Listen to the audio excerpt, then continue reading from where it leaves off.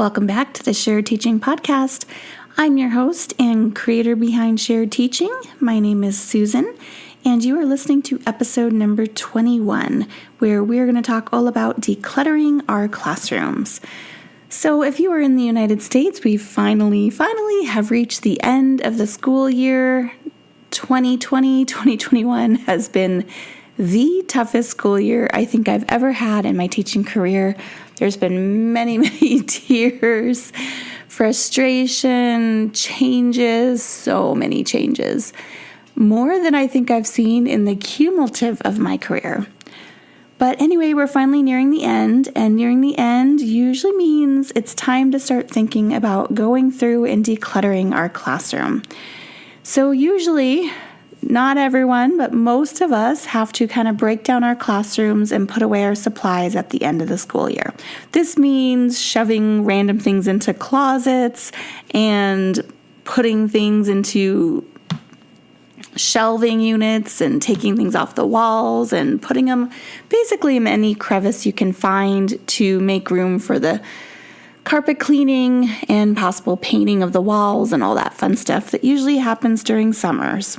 So while we're doing all those things, it's kind of helpful to kind of look through our things and decide what we want to keep, what we want to give away. Now, I'm not really like Marie Kondo here. So I will say, though, if it does give you joy, you might want to hold on to it. And if you use it a lot, you also want to hold on to it. But I have noticed in the years of my teaching that I especially tend to accumulate a lot of things. And I've seen this with a lot of teachers, especially when they reach that golden age of retirement. And then all of a sudden they look in their classroom and they're giving away piles and piles of things. And I really have to wonder, do they really use all those things that they're now giving away? Like, have they used them in the past? Were they very helpful to them? Or did they just sit in that cabinet gathering dust?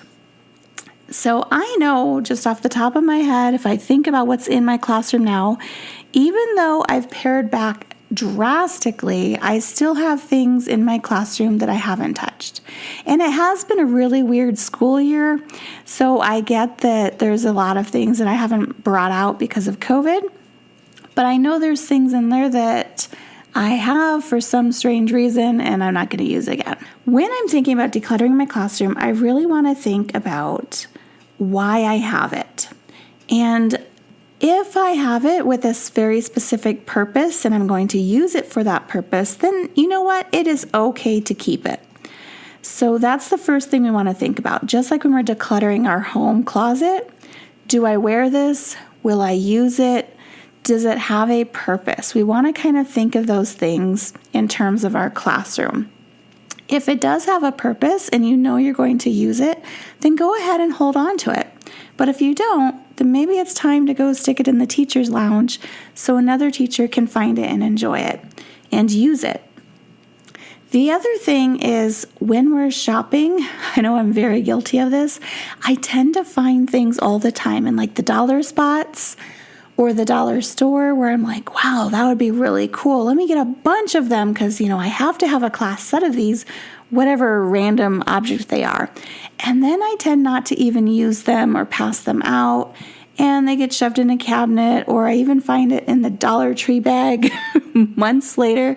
You guys ever do that? Where you open up the bag and it's still sitting in there. You've never even used it.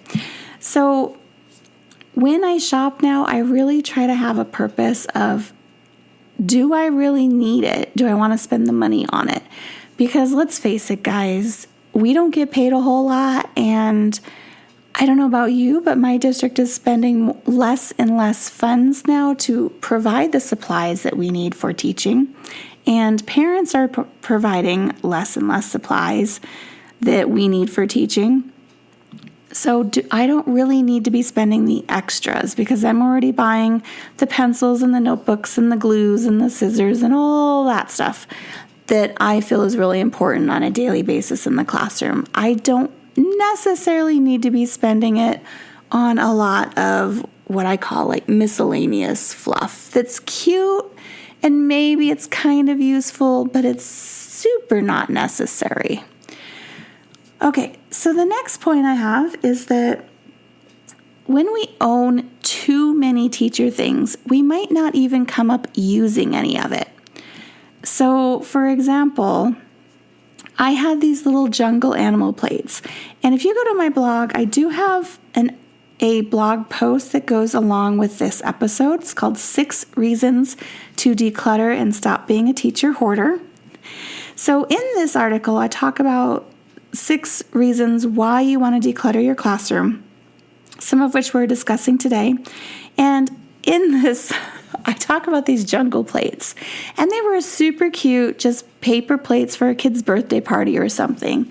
And I thought, okay, the ears were kind of like different sections of the plate, and then the face of the animal was another big section. And I was like, wow, these would make perfect sorting mats, right? Because they had like 3 different sections to them, and they were really cute. And at the time, I had a jungle-themed classroom, and I was like, I have to get these plates.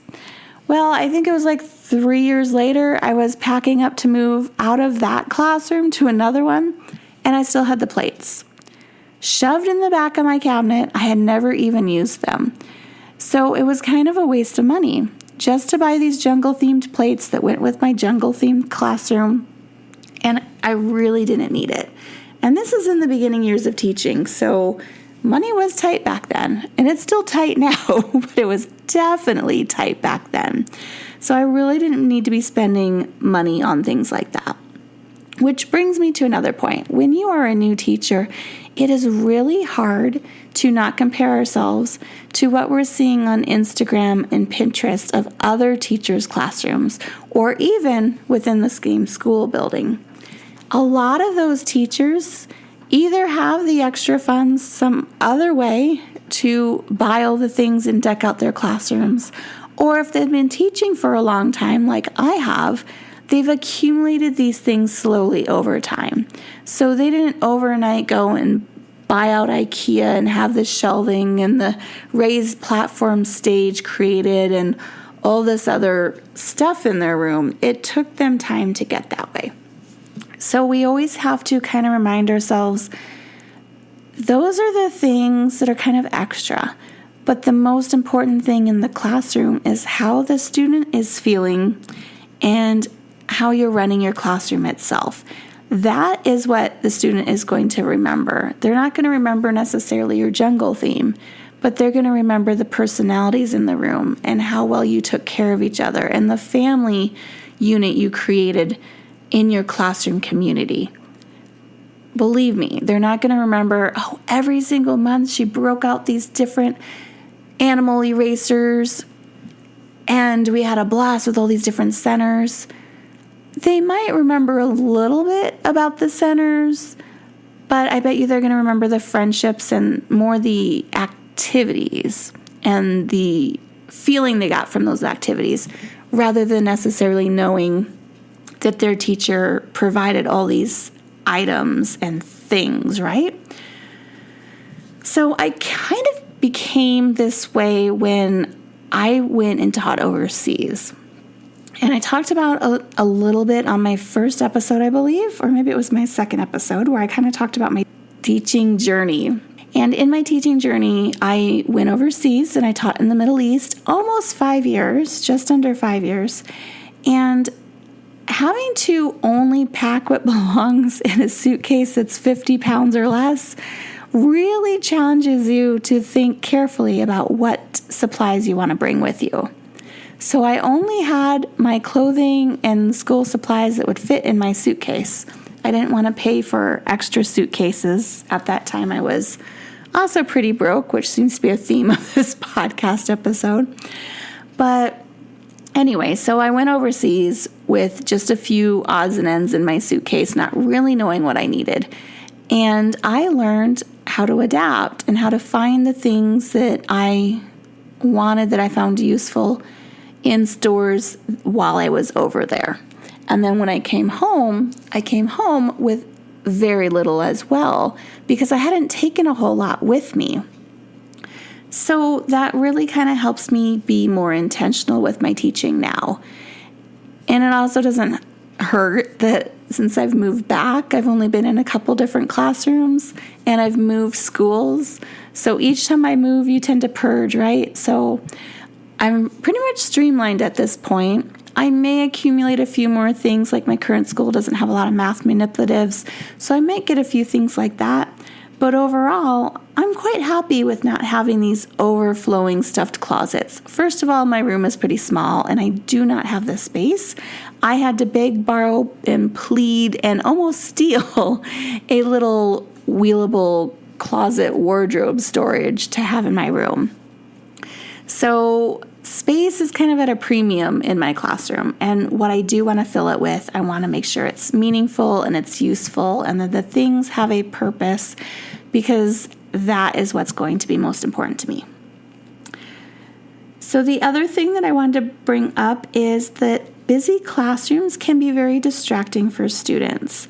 So I know a lot of us have probably heard about this with autistic students and ADHD students, but even regular students can benefit from a less cluttered classroom. Because if we have every anchor chart throughout the school year posted on the walls, then students have a hard time noticing what they're supposed to focus on, right? They're just staring off at the other walls, and maybe over time that all kind of blurs into the background and they're not really noticing things that you want them to notice. So think about that as you design your classroom for the next year, and also think about that with the current year. So before you take down all your walls and you start packing up for the summer, yay summer, I can't wait till you get here, then start thinking about the visual clutter, right? Start thinking about what you can do to make it a little bit better. And some of the things are just keeping with like one or two unifying colors. So for instance, in my room, I have black and blue. Blue is my favorite, and then I use black accents. So all their desk bins are black. The borders, not the borders, but the paper on the bulletin boards are black, and that really helps stand the posters that are put on them, and it makes them stand out. And then I just keep what I put on the walls pretty low key. So think about that. Think about how your students might be reacting to having a lot of things happening in the room. And it also kind of saves you time on setting up your room for later. You can still do cute, but maybe just scale back a little. Do we really need things hanging from the ceiling? Do we need, banners and things going across the room? What do we really need in the classroom? Of course, we want to make it homey. We want students to feel good while we're in there, but we also don't want them to not know what they're going to be looking at when they're in the room. If you think of good designers, and if you watch any HGTV shows like I love, then you'll notice that a lot of those homes have a theme of being uncluttered and minimal, because the designers want your eyes to focus on certain pieces in the room, certain key pieces, right? So we want to think of that in terms of our classroom as well. So the last way to declutter your classroom is just think about novelty. There's always these teaching fads that come and go. I think right now it's the Pop-It craze. And, even I get kind of sucked in by those. The fun erasers where there's a bajillion mini erasers that go with things, the Pop-Its, and just think to yourself, do I have a use for this? Am I going to use it? If you are, then great. Get it, use it, be happy with it. But if you know you're probably only going to use it that year and then you're going to be done with it, then maybe you don't want it. I really try to be mindful of how much money I'm putting into my classroom, and I want it to be something that I can use for a couple of years. So hopefully that gives you some ideas listening to this episode today. And I want to hear from you. How are you planning to declutter your classroom? What are some tips that you might have for some of our other listeners? And if you want to share, go ahead and put it in an Apple review for iTunes, or you can even shoot me an email on the podcast episode page, which is in the show notes, and we can happily read those comments and get some great tips from you as well. So thank you for tuning in, and don't forget to come again next Wednesday for another episode. Bye for now. If you've loved this show, then join me in sharing the teaching, hitting that subscribe button, and leaving us a review on iTunes, so we can be found by more teachers like you who are ready to start sharing the workload. I hope you've enjoyed this episode. Find new episodes each week on sharedteaching.com. Thanks for listening to the Shared Teaching Podcast.